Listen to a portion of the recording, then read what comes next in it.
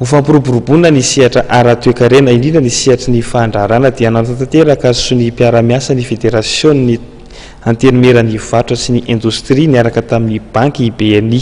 Tombontsoa maro no azo vokatra izao fanaovan-tsony izao, voalohany amin'izany fampandrosoana ny orinasa eto Madagasikara. Lova Ramanatsoa sy Christian Rakotondramanga ary no mitondra ny sary sy ny fanadihadiana.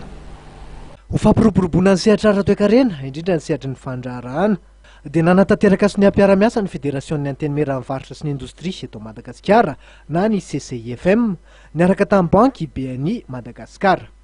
Nitotsaina tetsy amin'ny foibe BNI etsy Analakely tampom-ofisialy izany fifanaovatsy ny mpiara-miasa zany. Tombontsoa maro tokoa no azo vokatra izao fiara-miasa eo amin'ny rotonta izao. Voalohany amin'izany ny fampandrosoana ny sehatry ny orinasa eto Madagasikara. Fatatsika mpandraharaha ihany koa zay manko ny zavatra misy hoe ny banky iny natao hiepôter ny entreprise, ny banky natao hiara-iasa amintsika.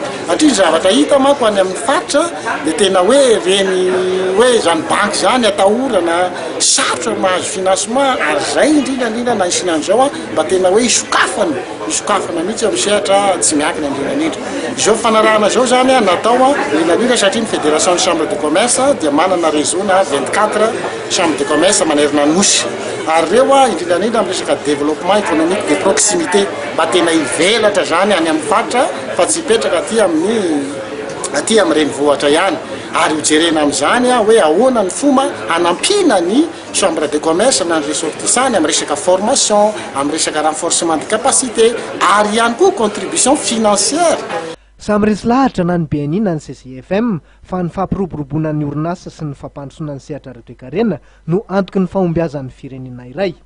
Nampiseho ny finiavany BNI Madagasikara tamin'ity indray mitoraka ity, hitondra ny anjara birikiny amin'ny fanohanana ireo orinasa izay miteraka fidiram-bola sy antoky ny fampandrosoana.